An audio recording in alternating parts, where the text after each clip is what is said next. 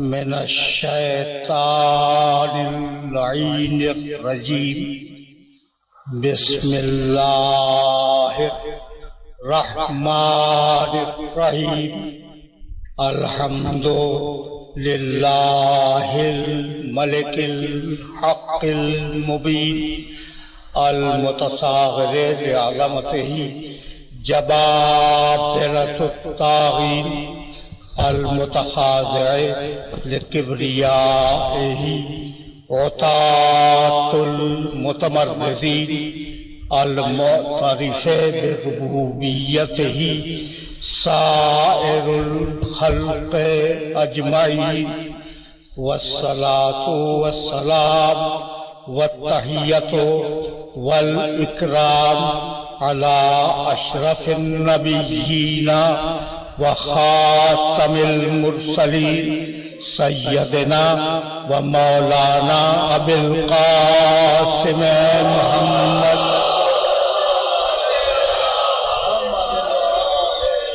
व अहले बैतिहि तय्यबीन ताहिरीन मासूमीन मज़लूमीन अम्मा बादो फ़क़द क़ाल अल्लाहु सुब्हानहु व तआला फ़ी मुहकमे किताबिहिल मुबीन बिस्मिल्लाहिर रहमानिर रहीम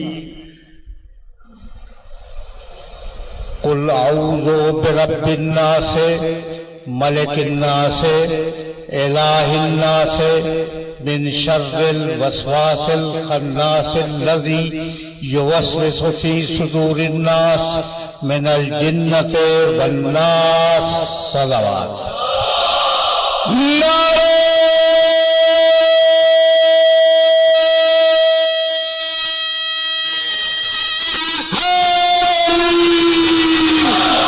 बराए खुशनुदी मोहम्मद वाल मोहम्मद बुलंद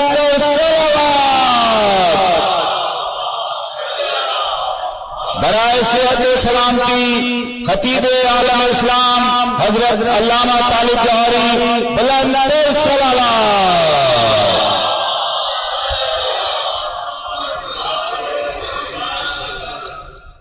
आइज़ान मोहतरम, मैंने सरनामे कलाम में कुरान मजीद के एक छोटे से सूरे की तिलावत का शरफ हासिल किया।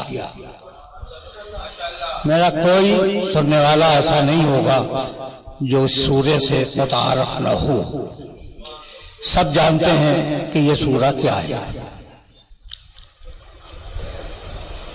मुझे पढ़ना कुछ और था, लेकिन मैंने जानबूझकर इस सूरे की तिलावत की।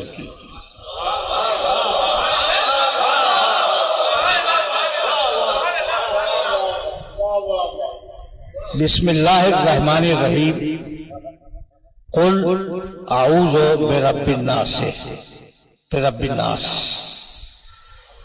रसूल कह दो कि ऐ इंसानों के परवरदिगार, इंसानों के परवरदिगार। मलिकिन नास, इंसानों के बादशाह।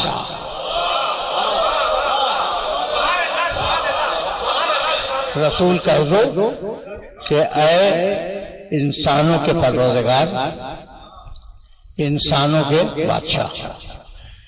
इलाही नास, इंसानों का खालिक और मालिक, जो खालिक भी है और मालिक भी है। मिन शर्रिल वस्वासिल खन्नास, मुझे बचा ले वसवास वसवसा करने वाले से। खन्नास, खन्नास जो छुप के वसवसा करता है।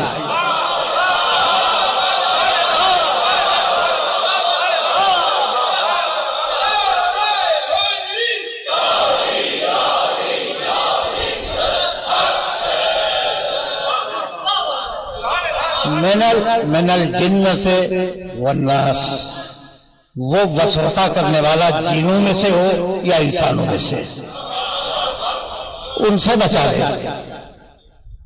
इसकी जो तफसीर उलमाए किराम ने लिखी है, अगर वो मैं आपके खिदमत में पेश कर लूं तो आप परेशान हो जाएंगे।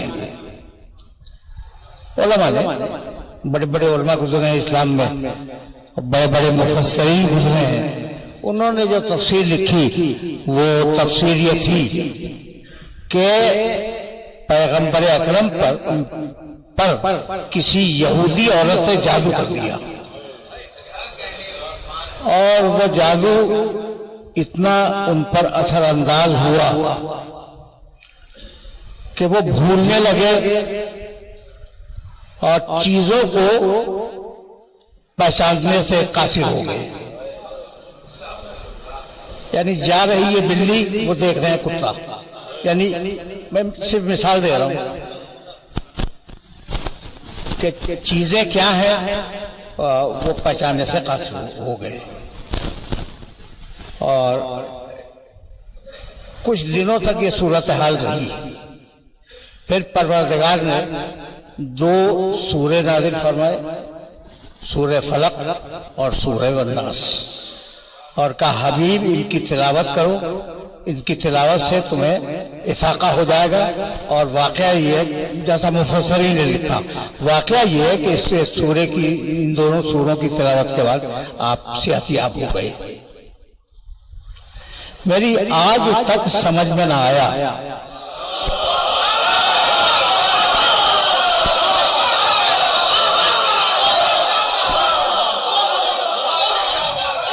कि ये उलमाए किराम पैगंबर अकरम की तनकीस पर माइल क्यों है।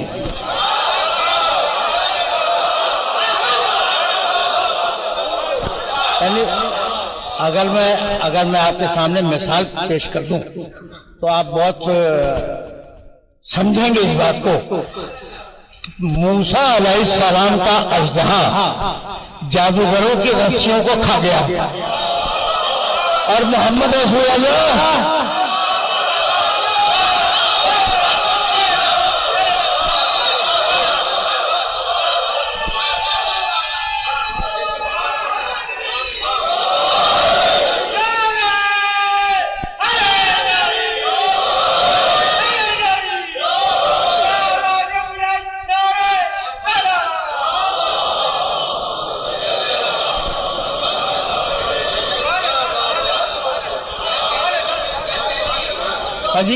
अजीब बड़ा फिक्र है, अजीब बड़ा फिक्र है। तो अब जाहिर है कि इस सूरह मुबारका का कोई मकसद तो होगा। वो मकसद अगर जमाने ने मोहलत दी तो मैं अर्ज करूंगा आपकी खिदमत में कि एक यहूदी औरत ने, मैं बयान कर ही दूं, एक यहूदी औरत ने हसनैन को बच्चा समझकर उन पर कोई तावीज कर लिख के भेज दिया था। यहूदी औरत ने हसनैन को बच्चा समझकर उनके लिए तावीज लिख के भेज दिया था कि अगर ये बच्चों के बाजू पर बांध दिया गया तो हस्बे मंशा इनका दिमाग खराब हो जाएगा। तो उस मौके पर ये सूरह मुबारका नाज़िल हुआ, सूरह फलक भी और सूरह नास भी। अब पढ़े लिखे लोग तशरीफ फरमा है तो मेरा जी चाहता है कि मैं एक नुक्ते की तरफ मुतवज्जह करूं और मौजू यहाँ से आगे बढ़ जाए। देखिए, इससे पहले क्या है, कुल औज़ु बिरब्बिल फलक, यही है ना, बिस्मिल्लाहिर्रहमानिर्रहीम, कुल औज़ु बिरब्बिल फलक मिन शर्रि मा खलक व मिन शर्रि गासिकिन इज़ा वक़ब व मिन शर्रि नफ़ासाति फ़िल उक़द व मिन शर्रि हासिदिन इज़ा हसद। कितने शर हैं? 3-4 हो गए शर।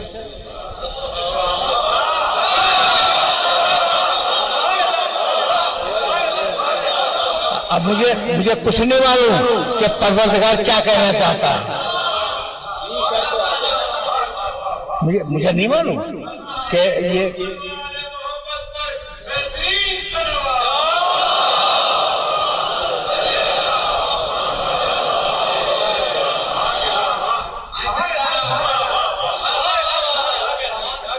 हो सकता है कि शर से मुराद वाकई शर हो सकता है कि शरीर शख्सियतें हो, कुछ पता नहीं। मिटाने दीन को जब अहले शर निकल आए, मिटाने दीन को जब अहले शर निकल आए, हुसैन रख के हथेली पे सर निकल आए।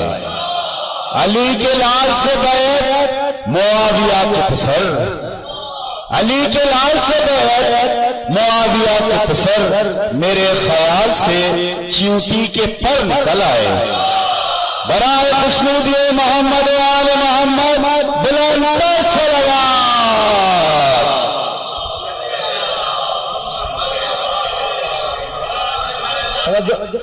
तवज्जो फरमाइएगा कि बिस्मिल्लाहिर्रहमानिर्रहीम कुल अऊज़ु बिरब्बिल फलक मिन शर्रि मा खलक व मिन शर्रि गासिकिन इज़ा वक़ब व मिन शर्रि नफ़्फ़ासाति फिल उक़द व मिन शर्रि हासिदिन इज़ा हसद। बहुत ही शर हो गए ना। और उसमें कितने हैं? इसके फौरन बाद वाले सूरे में बिस्मिल्लाहिर्रहमानिर्रहीम कुल अऊज़ु बिरब्बिन नास मलिकिन नास इलाहिन नास मिन शर्रिल वसवासिल खन्नास। एक तो वहां 3 शर,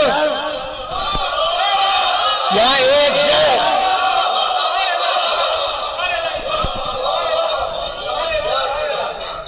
मिन शर्रिल वसवासिल खन्नास, यानी ये जो गुमराही है, गुमराही, ये गुमराही इतना बड़ा शदीद शर है कि परवरदिगार ने इसके लिए 3 मरतबा अपना नाम लिया, वो अऊज़ु बिरब्बिन नास मलिकिन नास इलाहिन नास। 3 मरतबा अपना नाम लिया और फिर कहा कि वसवासे खन्नास के शर से बचा ले। तो सारी गुमराहियां एक तरफ और किसी एक की गुमराही एक तरफ।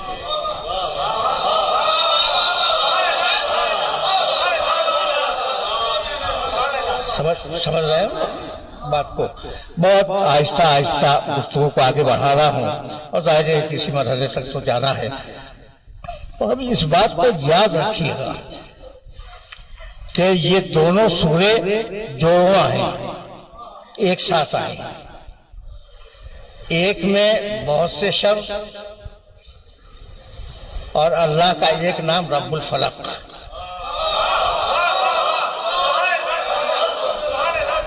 दूसरे में एक शर और अल्लाह का नाम रब्बुन नास इलाहिन नास मलिकिन नास। तीन नाम।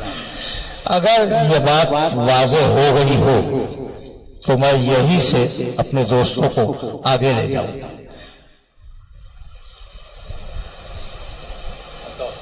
ये अजीब बात है और ये आपके सुनने के लिए है कि ये जो गुमराही होती है इसका ताल्लुक किस चीज से? वो गुमराह होती है,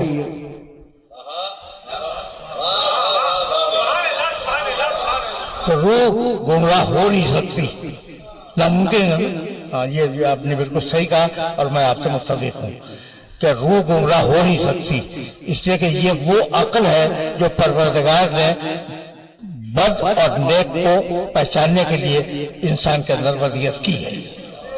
तो वो चीज जो नेक और बद को पहचानने के लिए दी गई हो, वो खुद तो बद की तरफ जा नहीं सकती ना, वो खुद तो नहीं जा सकती है बद की तरफ, तो रूह तो गुमराह हो नहीं सकती। अच्छा, क्या जिस्म गुमराह होता है? अच्छा, जिस्म तो इंस्ट्रूमेंट है, ये कुछ नहीं है, जिस्म कुछ नहीं है।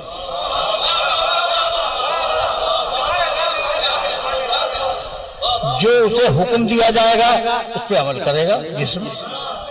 तो अब एक ही चीज बची और वो है नफ्स। नफ्स गुमराह होता है और नफ्स गुमराह करता है। इतनी बात तो वाज़ेह हो गई ना कि इंसान को जो चीज गुमराह करती है वो है इंसान का नफ्स। अच्छा, नफ्स अगर खालिस हो जाए, बहुत तवज्जो रखना, इसलिए कि अभी मैं मंजिल तमहीज़ में हूँ। नफ्स अगर खालिस हो जाए, बिल्कुल खालिस हो जाए, तो अल्लाह से करीब हो जाए। नफ्स अगर पलीद हो जाए तो शैतान से करीब हो जाए।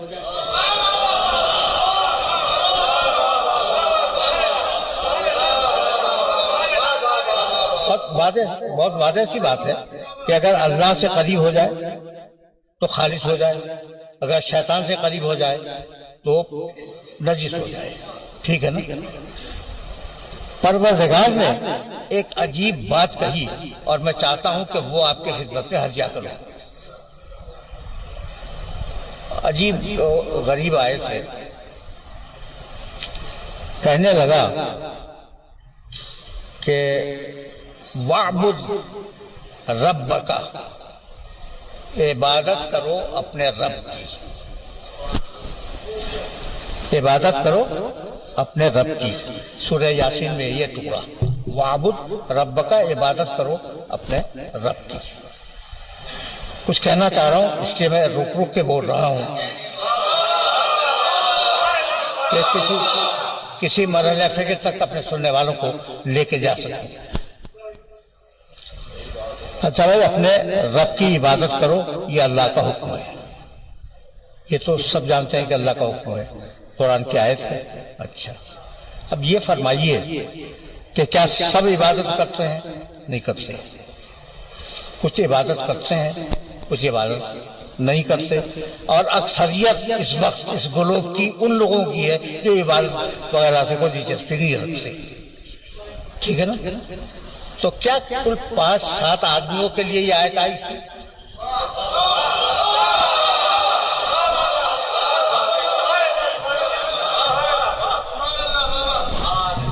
ये सवाल तो है ना। तो नहीं, आई थी हजारों लाखों करोड़ों इंसानों के लिए, और वो इत्तेफाक से उम्मतों में रहे।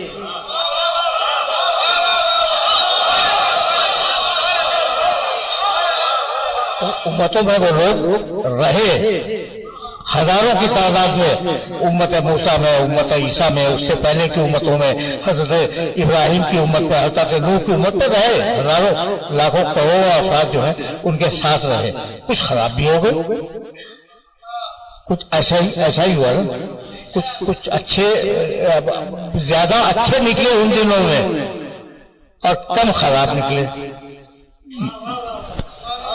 हुआ तो यही।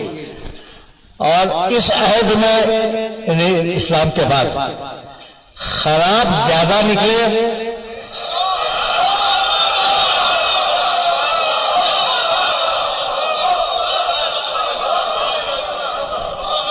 खराब ज्यादा निकले, अच्छे कम निकले।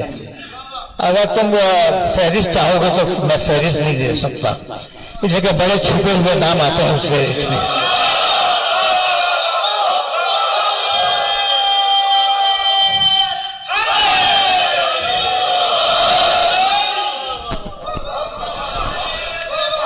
ठीक है।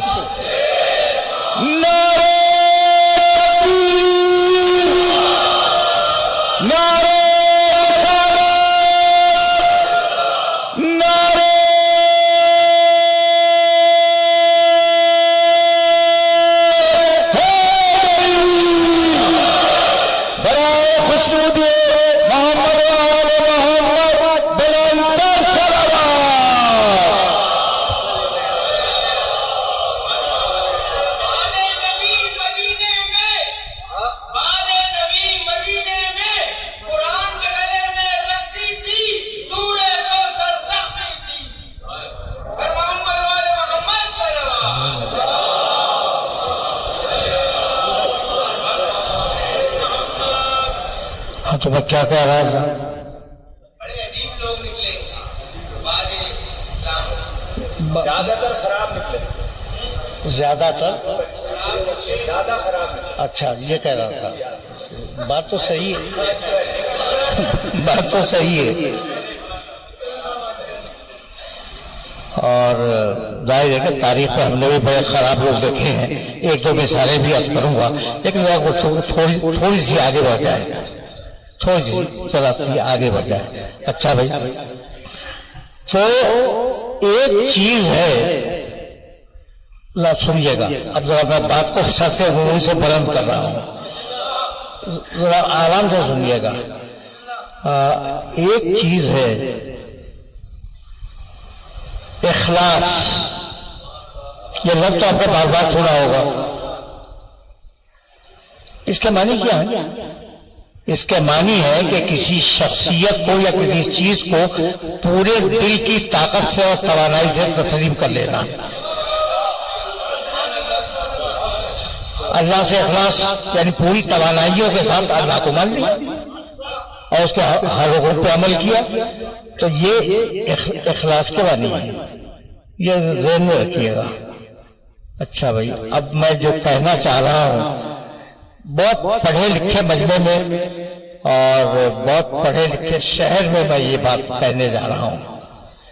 अजीब बात यह है कि हमारे अंदर दो चीजें अल्लाह ने रखी हैं, एक है फितरत और एक है आदत। सुनिएगा सुनिएगा, फितरत और आदत। अब ये दोनों लफ्ज आपके समझ के लफ्ज हैं, आपके इल्म में फर्क क्या है इन दोनों में? हाँ, ये भी एक बात है, क्योंकि मैं तो कुछ और ही करने वाला हूं। वो जो आपके इल्म में हो, अगर वो कह दूं तो मेरे आने का फायदा क्या है? है या नहीं?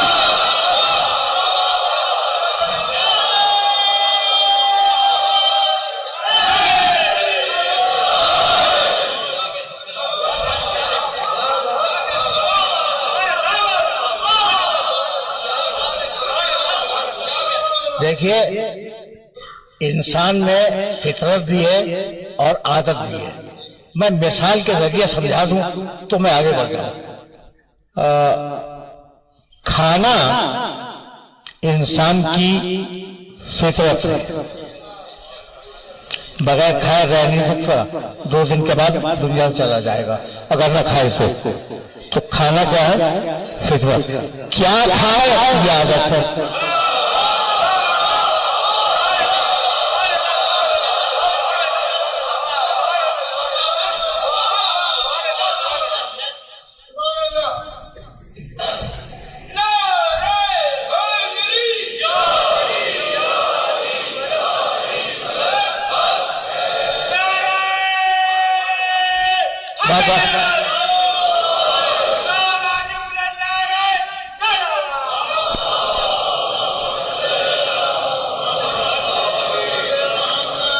बात वादे हुई, यानी खाना तो है, ये इंसान की फितरत है।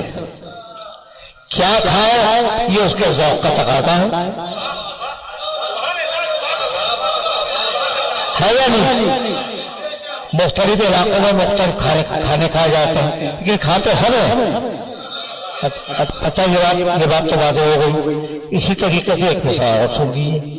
सोना फितरत है, बगैर सोए रह नहीं सकता आदमी, लेकिन बिस्तर पे सोए, जमीन पे सोए, खैमे के अंदर सोए, कभी इंसान दरख्तों पर रहा करता था, उससे पहले इंसान पहाड़ों के गारों में रहा करता था।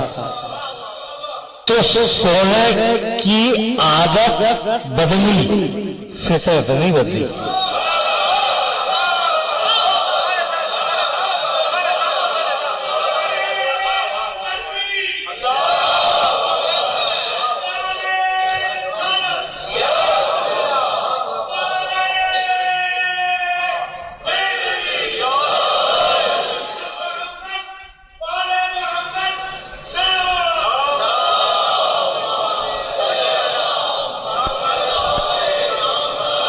तो फितरत और आदत का फर्क समझ में आ गया। तो अब मैं और मुझ जैसे आप जितनी भी इंसानियत है उसके दो काम, एक ये कि पहले मालूम करें करना क्या है, जब मालूम हो जाए कि क्या करना है तो फिर ये मालूम करेंगे कैसे करना है। ये बात वाज़ेह हुई? ये बात समझ में आई नहीं आई? क्या करना है पहले मालूम करना है, फिर कैसे करना है उसके बाद मालूम करना है। क्या करना है तो मेरी मुराद ये कि आपको खाना है, भाई ख्वाहिश हो रही है खाइए। क्या खाएं, ये दूसरा मरहला है। तो क्या करना है एक मरहला, कैसे करना है दूसरा मरहला। तो हर इंसान के दो काम हैं, एक ये कि मालूम करे, क्या मालूम करे, क्या करना है, और दूसरा मरहला क्या है, कैसे करना है। ये बात वाज़ेह हो गई। क्या करना है पहले मालूम करना है, कैसे करना है उसके बाद मालूम करना है। तो अब अगर जुमले को बर्दाश्त कर सको तो कहना चाह रहा हूं मैं कि पहला बताएगा कुरान कि क्या करना है।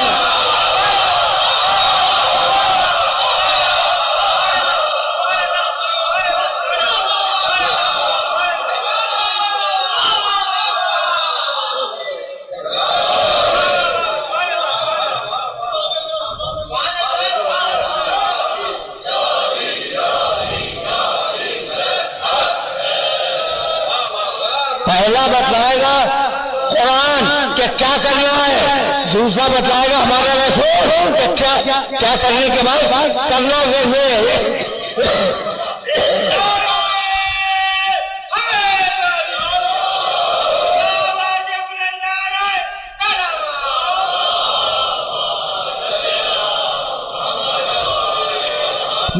मिसालें सुनते चले। अब तो आ जाऊं मैं मकाम में मोहम्मद अरबी तक।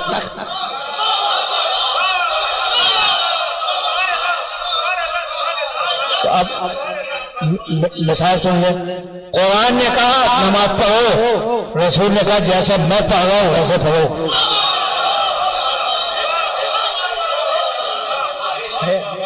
है ना, रसूल ने कहा कि जैसे मैं पढ़ रहा हूं वैसे पढ़ो।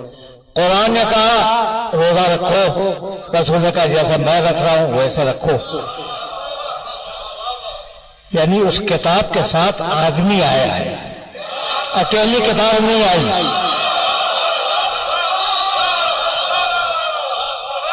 यानी अजीब बात है कि ये किताब अकेली काफी नहीं है।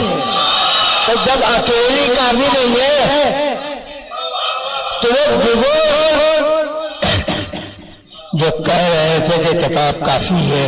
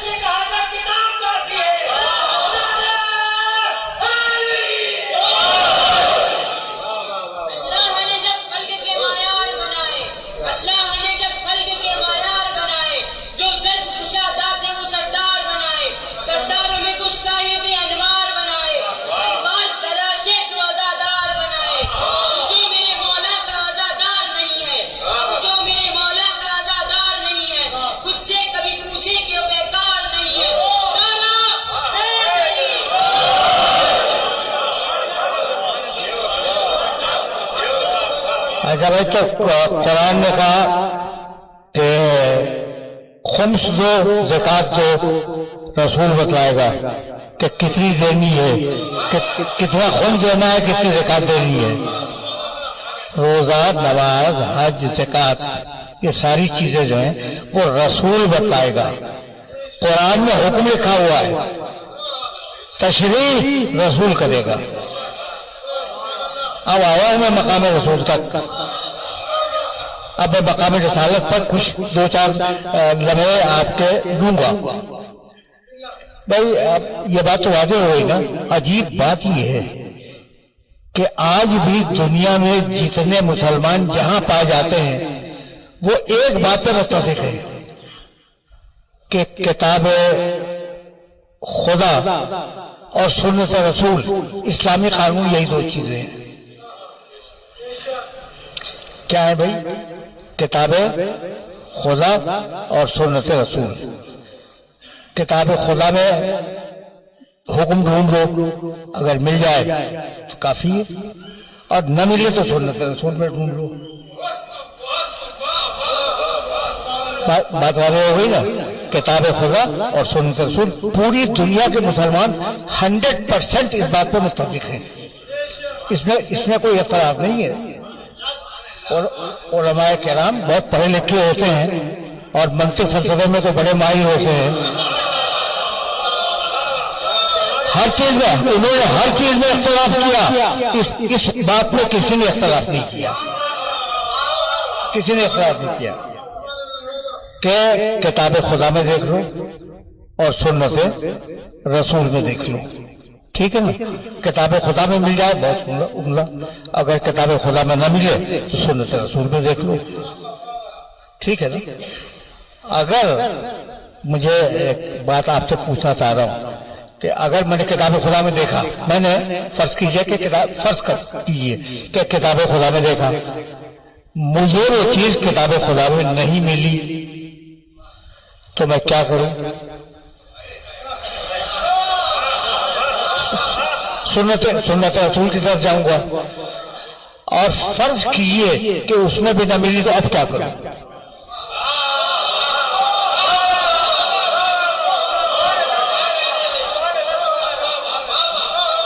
भाई ये तो हो सकता है ना, हो सकता है कि किताब खुदा में, अच्छा मैंने ये नहीं कहा कि किताब खुदा में ना हो, एहतियात मैंने की है, मैं नहीं देख सका। अब जैसे आम की गुठली में आम का पूरा दरख्त होता है, नजर तो नहीं आता,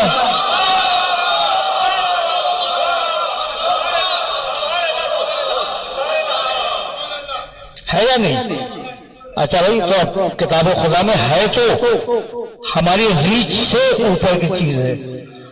तो अब सुन्नत रसूल में देख लो, हमने देखा सुन्नत रसूल में भी नहीं मिला।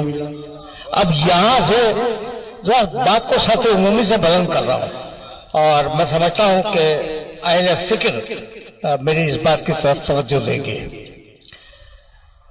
अब ऐसा हुआ कि जब उलमा को नहीं मिला हुक्म खुदा और हुक्म रसूल, तो फंस गए वो। अब वो आलिम ही क्या जो फंस जाए, आलिम फंसता नहीं है, वो कहीं ना कहीं से रास्ता निकाल देता है। वो दिन और रात का दिन उलमा ऐसे ही होते हैं, रास्ता निकालने वाले।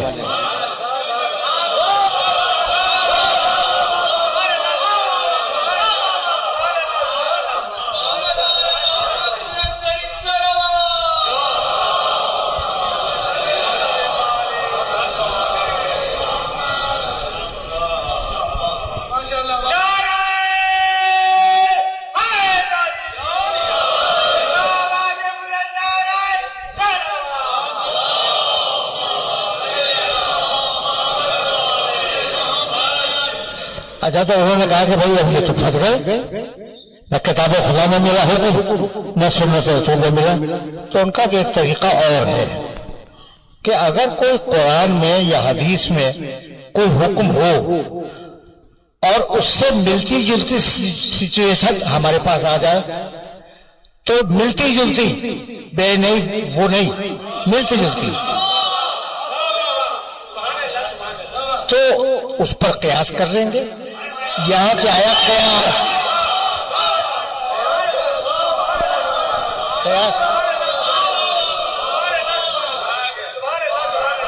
ये चूंकि पढ़े लिखों का मजमा है, इसलिए मैंने ये कयास की बहस तो ठेठ फिक़ही बहस है, लेकिन मैंने कहा कि मैं बयान कर दूं तो कोई हद भी नहीं है। तो कयास में क्या होता है कि भाई एक हुक्म है, एक हुक्म फला चीज के लिए, अब ये जो चीज मेरे पास है इसका कोई हुक्म नहीं है, न कुरान में न हदीस में। तो अगर ये चीज जो मेरे पास है उससे मिलती जुलती हो तो उसका हुक्म इस पर लागू हो जाएगा।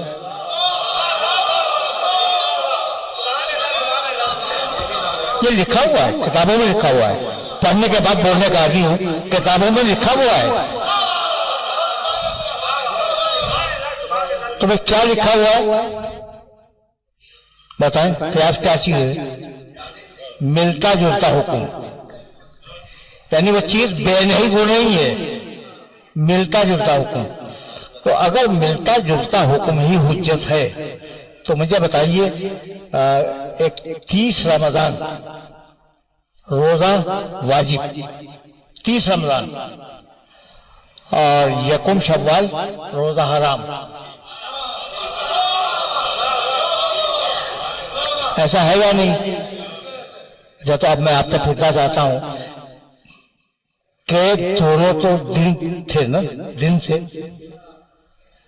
अच्छा, दोनों के सूरज अलग अलग थे, उनके चांद अलग अलग थे, उनकी रोशनी अलग थी, मिलते जुलते थे ना।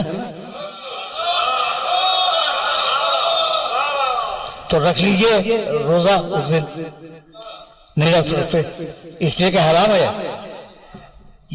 ईद के दिन रोजा रखना हराम है। जब हराम हो तो फिर कहाँ गया वो मसला,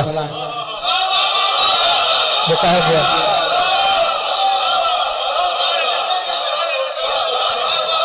तो अगर ये कयास का मसला हलाल को हराम बनाने के लिए और हराम को हलाल बनाने के लिए आपने रखा है तो ठीक है।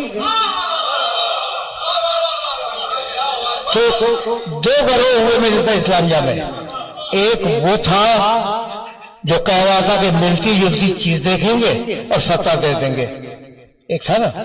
दूसरा चुपता कर रहा नहीं, इसलिए कि रसूल जब जा रहे थे तो ये कह रहे थे कि इन्नी तारिकुन फीकुम सकलैन,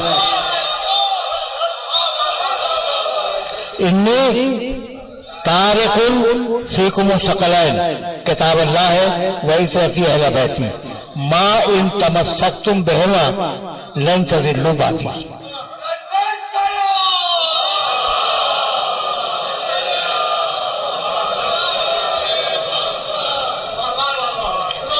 इन्नी तारिकुन फीकुम सकलैन, मैं तुम्हें छोड़कर जा रहा हूं।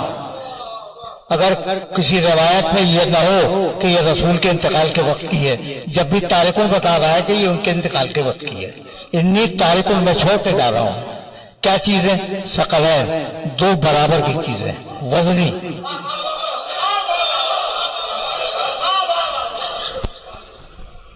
किताब अल्लाह है वही सोती है रहती, अल्लाह की किताब और अपनी तरफ, ठीक है ना। माँ इन तमस्सक्तुम बिहिमा लन तज़िल्लू बादी, जब तक तुम साथ रहोगे इन दोनों के, गुमराही से बचे रहोगे।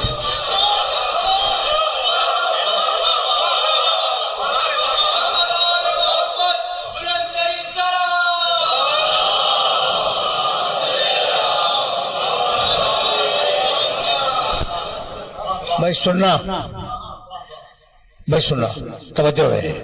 इन्नी तारिकुन फीकुम सकलैन, मैं तारिकुन, अच्छा उससे पता लगाए इन्नी, इन्नी के मानी यकीनन मैं तारिकुन छोड़ के जा रहा हूं। समझ में आ गया? इससे मिलता जुलता जुमला कुरान में है, इन्नी जाइलुन फिल अर्ज़ खलीफा,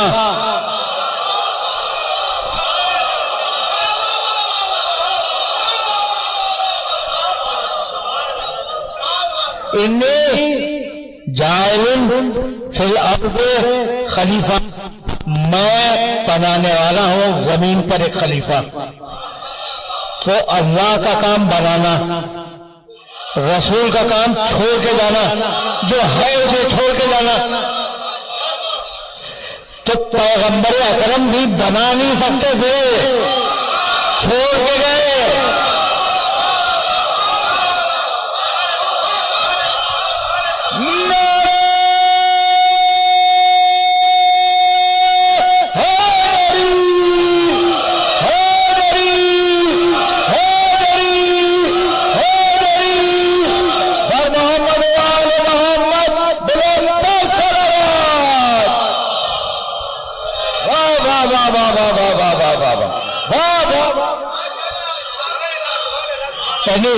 बात बातें समझ में नहीं आती तो मैं आपकी फिक्र से समझना चाह रहा हूं कि भाई पैगंबर को भी इजाजत नहीं कि तुम बनाओ,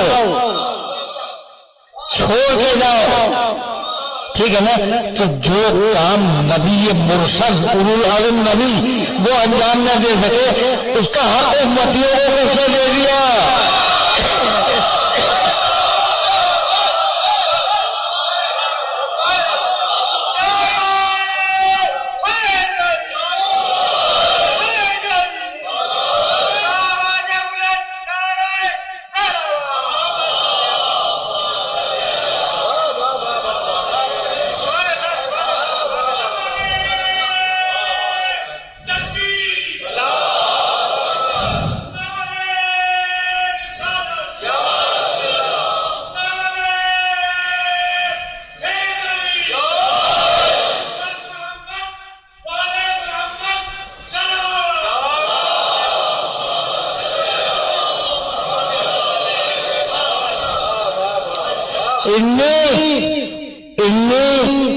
तारिकुन फीकुम सकलैन, यही है ना कि मैं तुमने सकलैन, ये तस्नीय का सेगा है, दो के लिए, किसी और जबान में ये तरीका नहीं है, अरबी में है कि दो के लिए अलग सेगा आता है, एक के लिए अलग आता है, तीन और उससे ज्यादा के लिए अलग आता है।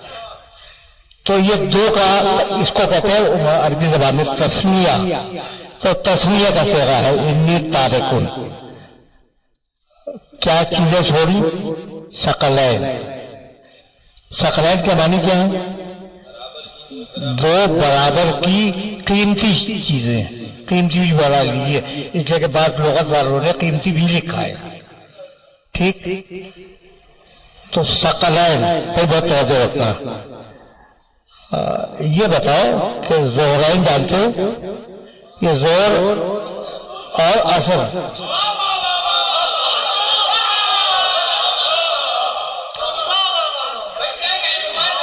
जोर और असर को क्या मिला के कहेंगे? ज़ोहरैन। अच्छा, अब मगरिब और इशा को मगरिब।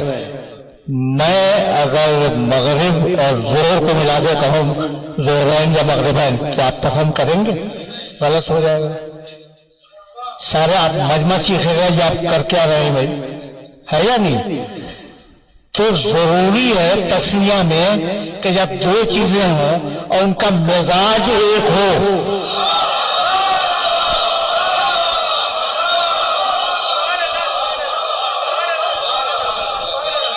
तस्निया के लिए जरूरी है कि जब मिजाज एक हो तब तस्निया आएगा। इन्नी तारिकुन फीकुम सकलैन, मैं किताब और अपनी इज्जत छोड़ के जा रहा हूं। जो मिजाज कुरान का वही मिजाज आले मोहम्मद का।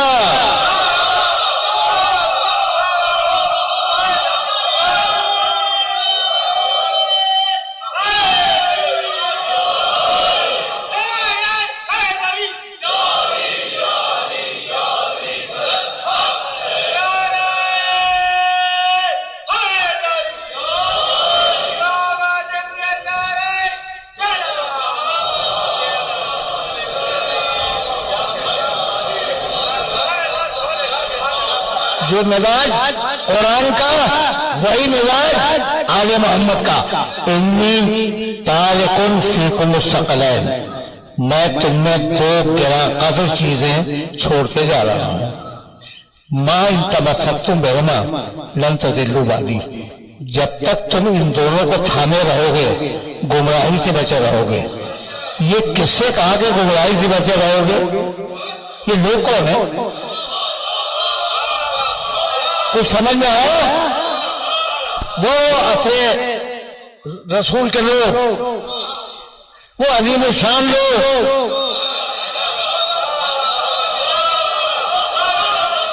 वो बड़ी बड़ी दाढ़ियों वाले,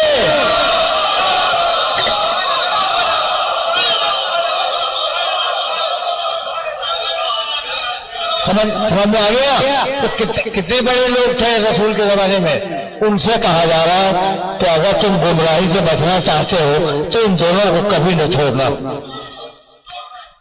तो अब एक बात पूछना चाह रहा हूं, रसूल ने कहा अगर गुमराही से बचना चाहते हो तो इन दोनों के साथ रहना, यही कहा ना? तो खतरा था कि गुमराह हो जाएंगे। जब ही तो कहा खतरा था।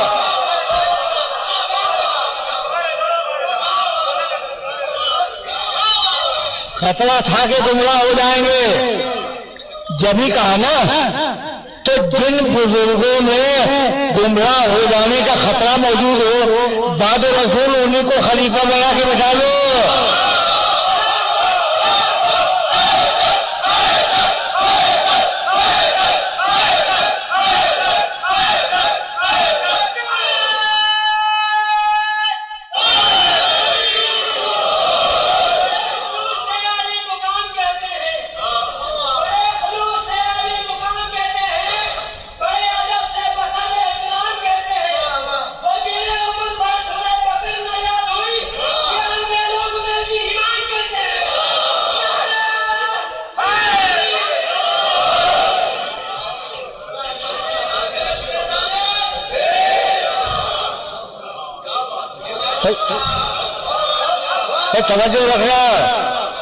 तवज्जो रखना, इसलिए कि गुफ्तगू अब समाप्त होने वाली है।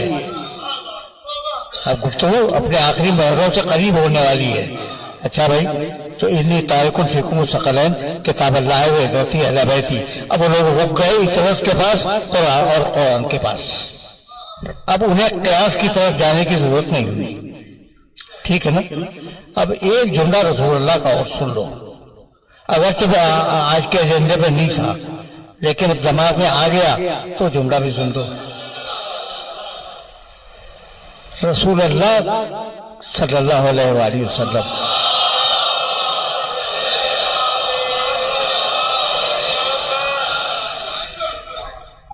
आपके इल्म में होगा ना कि उनका जमाना क्या था। लाइए सब जानते हैं, उनकी उम्मत बैठी हुई है, तो आपको मालूम है कि वो जमाना क्या था और पैगंबर अकरम के पास कैसे कैसे जलील व कदर लोग मौजूद थे। पता है ना, जलील व कदर अजीम शान शख्सियत है। ठीक है, हम भी इज्जत करते हैं। पर सुनना, रसूलुल्लाह का एक अजीब कौल मुस्तनद किताबों में है। मुस्तनद से मुराद बुखारी और मुस्लिम।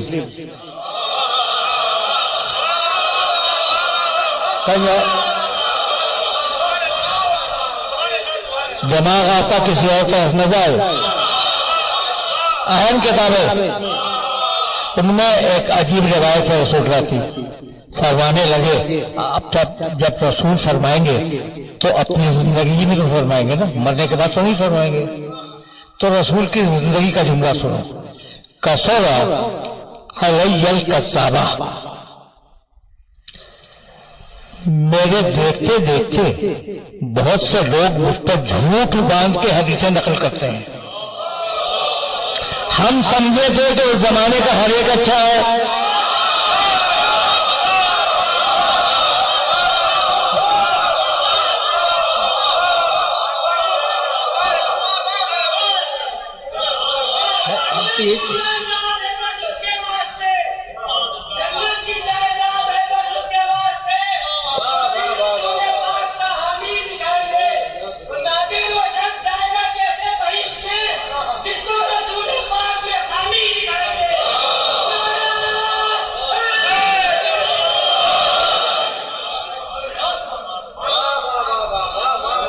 कसरा अलैयल कज़्ज़ाबा,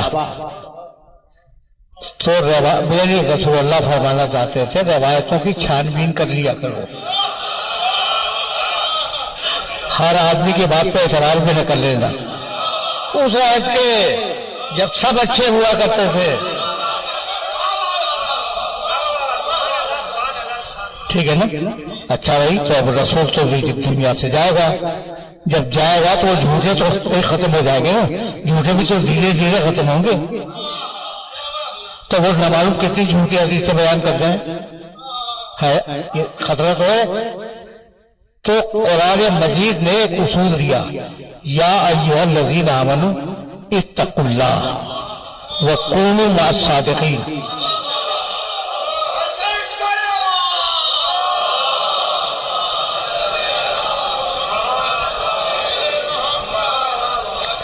ऐ ईमान लाने वालों, या युवदीन आमनो, ऐ ईमान लाने वालों, इत्तकुल्लाह, अल्लाह का तक़वा अख्तियार करो, व कूनू मा सादिकीन, और अपनी जिंदगी सादिकीन के साथ गुजारो।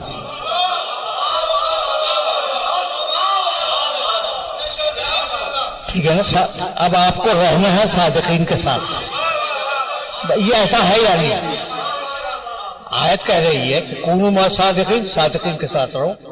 जब रहना है, जब हुक्म दे रहा है कुरान मजीद, तो रहना तो उन्हीं के साथ है। ठीक है ना। तो अब उन्हें कहा तलाश करें, सच्चे तो बहुत है दुनिया में। कहा नहीं, ये सच्चे नहीं, वो जो मुबाहिले के दिन मेरी रिसालत की तस्दीक के लिए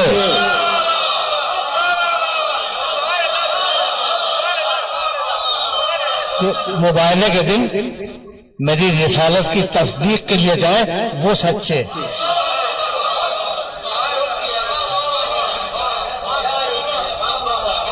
उन सच्चों के साथ रहो। अच्छा भाई, ये जुमला नागुज़ीर हो गया है। मैं बहुत थकन महसूस कर रहा था और चाह रहा था या खत्म कर दूं, लेकिन एक जुमले की ज़हमत देना चाह रहा हूं। तो रहे सादिकीन के साथ, यही है ना। अच्छा भाई, और बताओ, अतीउल्लाह व अतीउर रसूल व उलिल अम्र मिनकुम, इताअत किसकी करो? उलिल अम्र की। अल्लाह और रसूल के साथ उलिल अम्र की इताअत करो। तो रहे सादिकीन के साथ, इताअत करें उलिल अम्र की। दो हो गए। ये अजीब चक्कर है। ये दो शख्सियतें हो गई। रहना है उलिल अम्र के साथ, इताअत करनी है सादिकीन की। जब इस सवाल अगर हमें पूछना हो तो हम क्या करें? फसअलू अहल ज़िक्र इन कुंतुम ला तालमून। अहल ज़िक्र से जाके सवाल करो। तो बढ़ते जा रहे हैं लोग, तो सवाल पूछो अहल ज़िक्र से, रहो सादिकीन के साथ, इताअत करो उलिल अम्र की। तो अगर वाकई ये तीन लोग हों, ठीक है ना, तो पूरी जिंदगी बस में गुजर जाएगी। इसके पास है उसके पास गए, उसके पास है उसके पास गए।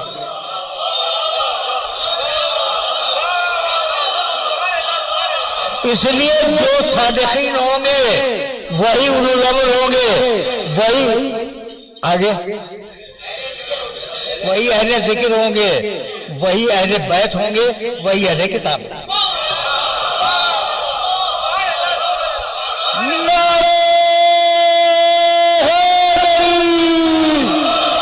बराए खुशनूदी मोहम्मद आल मोहम्मद बुलंद सलावत।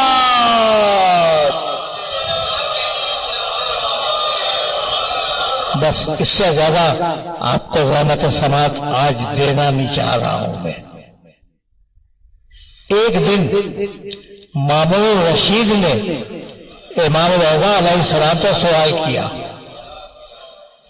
कि फज़ल्द रसूल, आप नस्ल मोहम्मद से होने पर बड़ा नाज करते हैं, तो क्या इसलिए नाज करते हैं कि आपकी जद्दा माजिदा जनाब फातिमा ज़हरा सलामुल्लाह अलैहा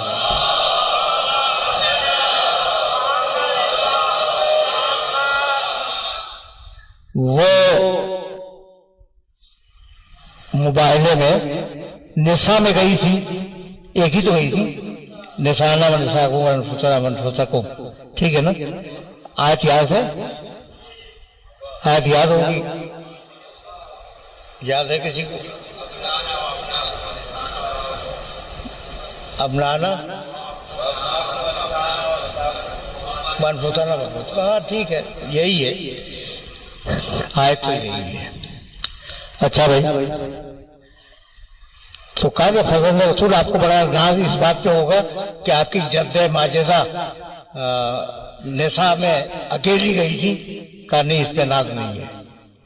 वो घबराया, कहने लगा इस पे आपको नाज नहीं है? कहा नहीं, बिल्कुल नहीं। कहा फिर इस पे नाज होगा कि आपके जद अबना में गए थे, अबनाना बाबना को हुसैन भी जल रहे हैं, हसन भी जल रहे हैं, एक सगा एक दूसरा, यही है ना। उनका नहीं, मुझे तो इस पर भी नाज नहीं है। चुप हो गया वो। कहने लगा फिर नाज किस बात पे? न जद्दा माजिदा पे नाज है, ना अपने बाप पे नाज है, नाज किस बात पे? कहने लगे हमें नाज है अनफुसना पर, कि जिस तरीके से अली नफ्स रसूल थे, ये आठवानी नफ्स रसूल है।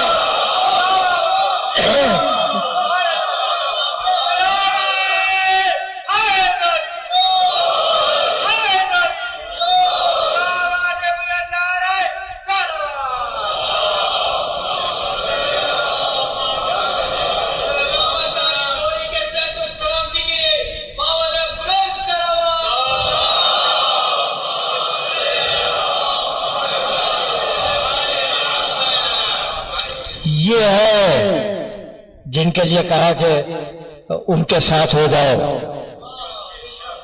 अब समझ में आया? कभी अगर जमाने ने मोहलत दी तो तफसीरात भी अर्ज करूंगा, लेकिन अब एक छोटा सा वाकया सुनो, मुझे इजाजत दे दो। छोटा सा वाकया। एक दिन मामून रशीद के दरबार में मैंने ये वाकया बार बार बयान किया है, बार बार, और मिशन के तौर पर बयान किया है, इसलिए कि आज भी ईसाइयत दुनिया का सबसे बड़ा मजहब है। और उनका अकीदा तुम्हें मालूम है कि ईसा अल्लाह भी है, अल्लाह के बेटे भी हैं, सबको मालूम है। अल्लाह का बेटा भी यानी अल्लाह, जाहिर है कि बेटा तो अल्लाह ही होगा, अल्लाह का बेटा तो अल्लाह ही होगा ना। तो अल्लाह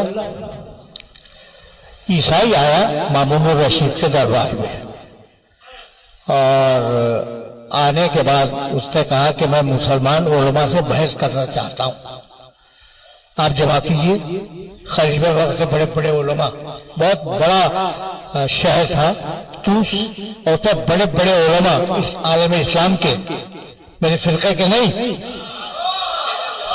आलम इस्लाम के बड़े बड़े उलमा मौजूद थे, और उनके नाम भी कभी बताऊंगा, है इस बार भी ज़हन में, लेकिन वक्त नहीं है।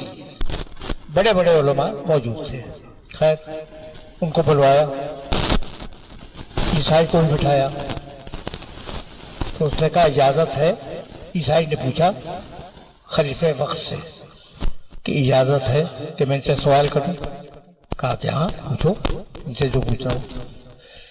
तो उन्होंने सवाल किया कि आप लोग तो उलमाए वक्त हैं, बस ये बता दें कि मोहम्मद रसूल अल्लाह जिंदा है या मर गए? उन्होंने कहा कि इंतकाल फरमा गए। तो सच्ची बात कह दी उन्होंने कि इंतकाल फरमा गए।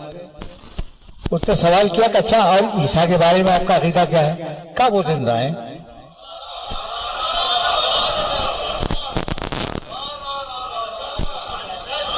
कहा अब आप फैसला करें कि जिंदा की पैरवी हो या मुर्दा की।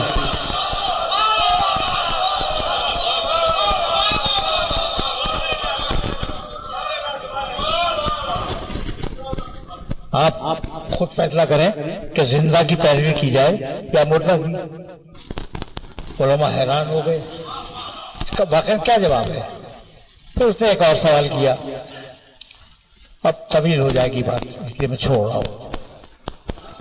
उलमा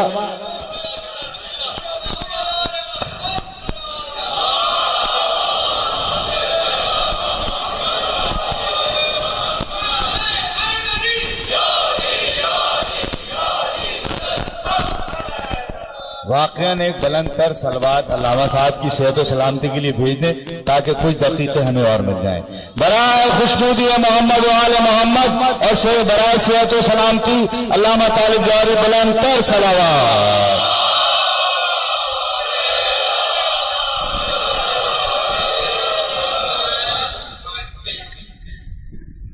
का सवाल तो समझ में आ गया ना कि तुम्हारा रसूल जिंदा है या मर गया? और उन्होंने कहा कि साहब उनका तो इंतकाल हो गया।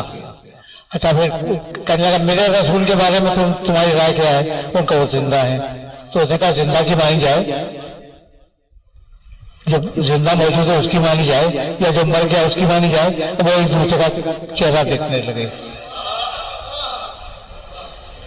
कहा जवाब दो। मामून रशीद ने कहा जवाब दो।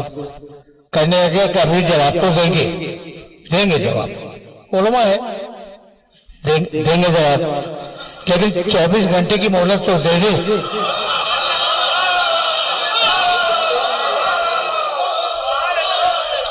24 घंटे की मोहलत दे दे। 24 घंटा गुजरा, कोई ईसाई आया, उलमा आए, दरबार में बैठे। कहा जवाब लाए? कहा लाए। कहा जवाब बताओ। कहा ये शख्स मुसलमानों को गुमराह कर रहा है, ये वाजिबुल कत्ल है, इसको कत्ल कर दिया जाए। वो उठ के खड़ा हुआ, उसने कहा कि मुझे कत्ल होना गवारा है, लेकिन इतनी बात तय हो गई कि ईसाइयत सच्चा दीन है। ये वो वक्त था जब बल्खी नाम के एक वजीर ने मामून रशीद से कहा कि अभी मोहम्मद रसूलुल्लाह के खून का कतरा बाकी है। मदीने में इमाम रज़ा हैं, उन्हें बुला, वरना मुसलमान तो गुमराह हो जाएंगे। अगर लामज़हब न भी हुए तो गुमराह हो जाएंगे।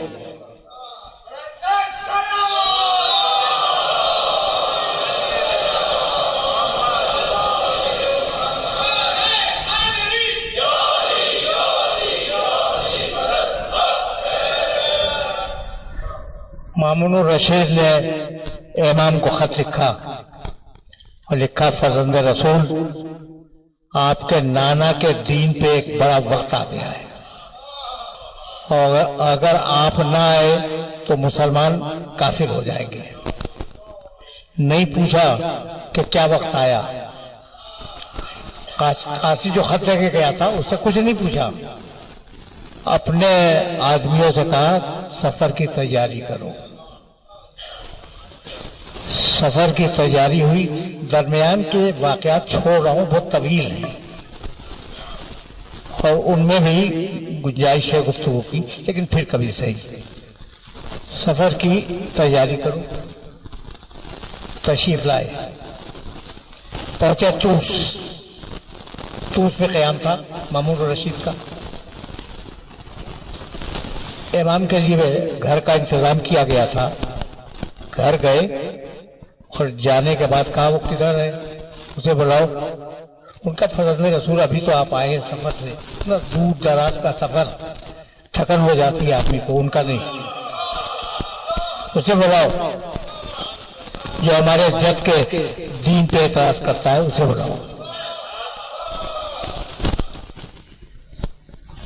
मामून रशीद को इतला दी गई, दरबार सजा, उलमा भी आगे बैठे, वो ईसाई भी आया।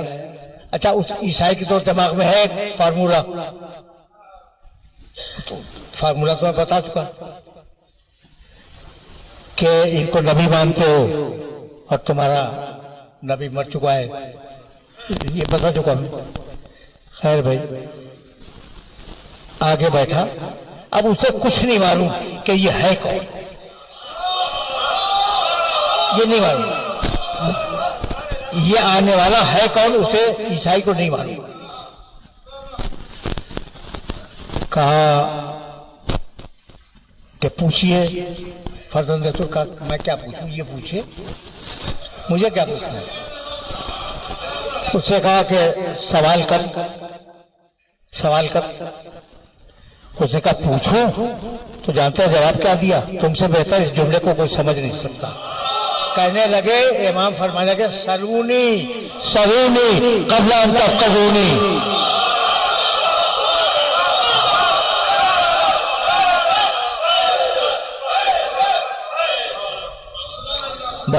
बस मेरे दोस्तों, उसने तो फार्मूला तो उसका समझ गए हैं आप।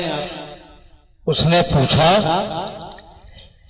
कि आप ये बताइए कि हजरत ईसा अलैहिस्सलाम आपके नजदीक नबी हैं या नहीं है, ये सवाल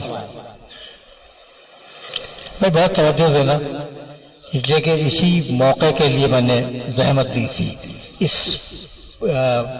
वाक़े को सुनाने के लिए इसीलिए जहमत दी, और यही वो मौका है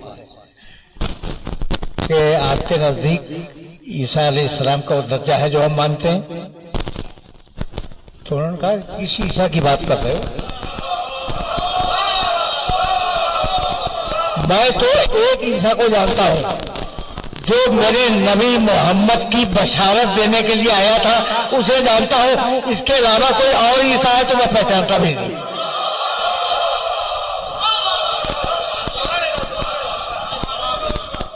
इसके अलावा अगर कोई और ईसा है तो मैं तो उसे जानता भी नहीं। वो सर झुका के बैठ गया। जब काफी देर हो गई तो इमाम ने कहा बोलता क्यों नहीं, बोल।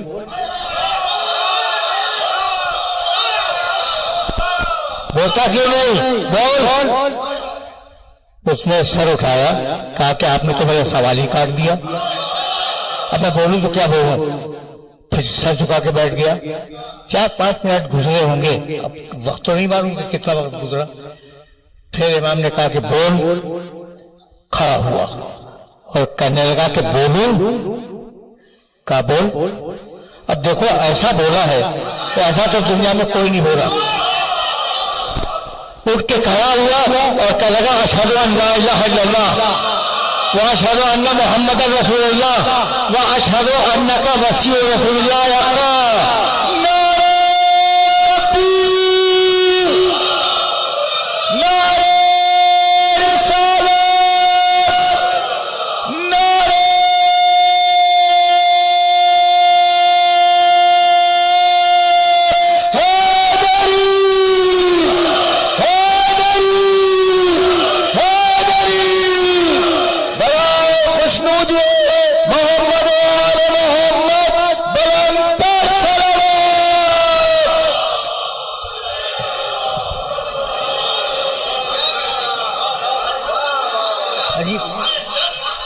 मैं आपने गौर फरमाया, उसने क्या कहा? कहा मैं गवाही देता हूं कि अल्लाह एक है। फिर दूसरी गवाही, मैं गवाही देता हूं कि मोहम्मद अल्लाह के रसूल है। तीसरी गवाही, आप रसूल के हकीकी वसी हैं।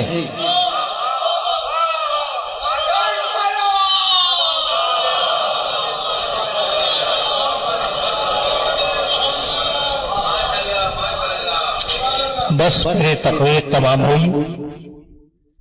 आप रसूल के हकीकी वसी हैं। उलमाए कराम का मजमा था, किसी ने खलीफा वक्त से ये नहीं कहा कि ये कलमे में तीसरा जुज कहां से आ गया, ये तो बिदअत है।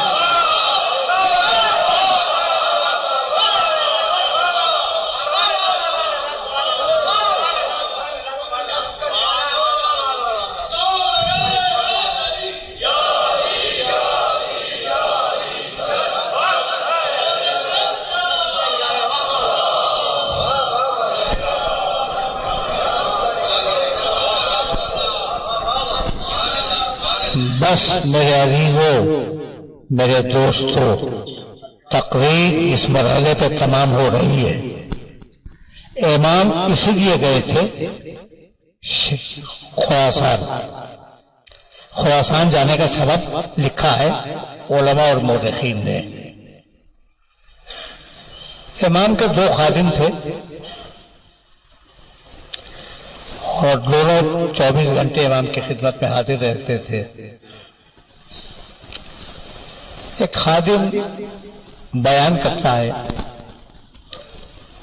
कि इमाम ने मुझे एक दिन बुलाया और बुलाने के बाद फरमाने लगे कि कल मामून मुझे जहर देगा।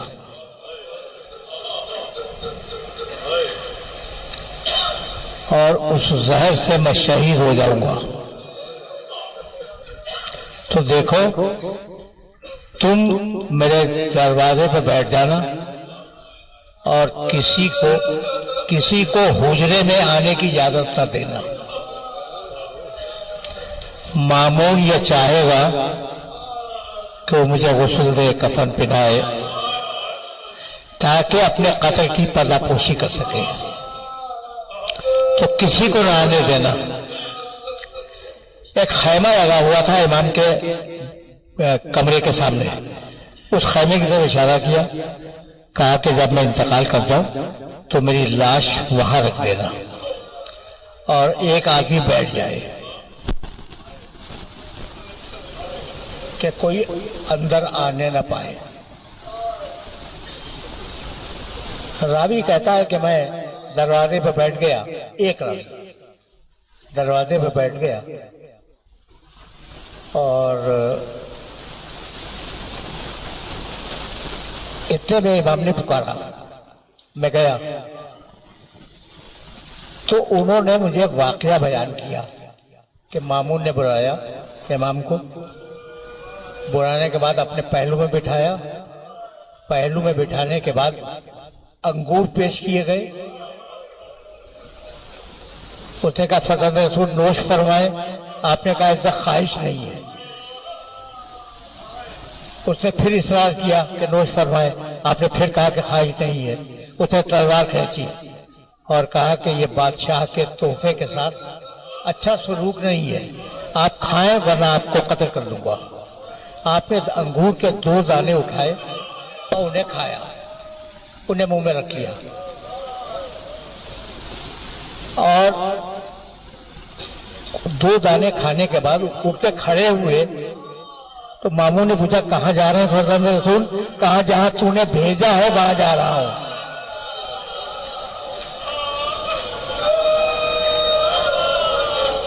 जहां तूने भेजा है वहां जा रहा हूं। ये कह के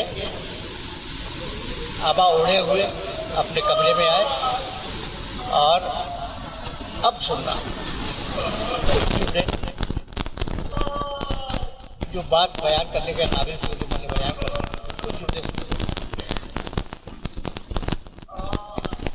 ऐसी मजलिसें अब कम हो गई हैं जिनमें आइम्मा के वाकयात बयान किए जाते हैं।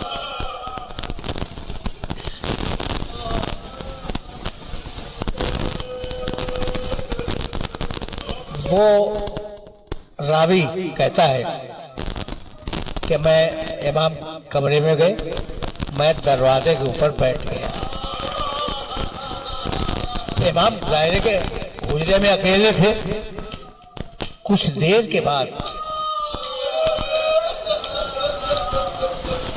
मैंने सुना कि कोई बुलंद आवाज से बात कर रहा है।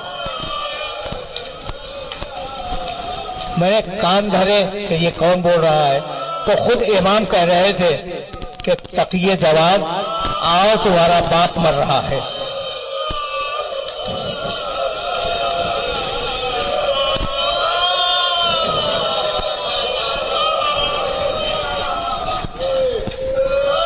तकिए जवाब, आओ तुम्हारा बाप दुनिया से जा रहा है।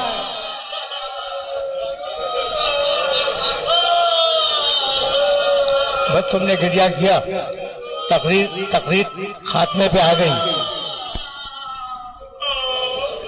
कुछ देर के बाद रावी कहता है कि कुछ देर के बाद 2 आदमियों के बात करने की आवाज आई।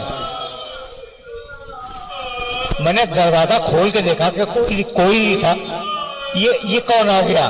तो मैंने देखा कि मोहम्मद तकी अपने बाप के सीने पे लेटे हुए हैं।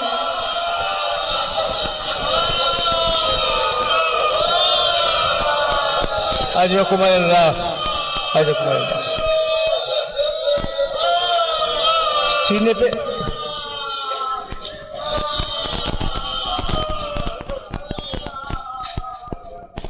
इमाम रजा रोते जाते हैं और आसारे इमामत तलकीन करते जाते हैं।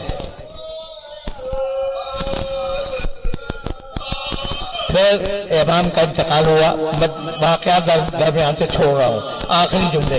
इमाम का इंतकाल हुआ। हसन अस्करी ने बहुत तवज्जो रखिएगा, इस रवायत को बयान किया है कि इमाम रज़ा अलैहिस्सलाम का जब इंतकाल हुआ तो बेटा मौजूद था। बेटे ने गुस्ल दिया, बेटे ने कफन पहनाया, बेटे ने नमाज जनाजा पढ़ाई और पढ़ाने के बाद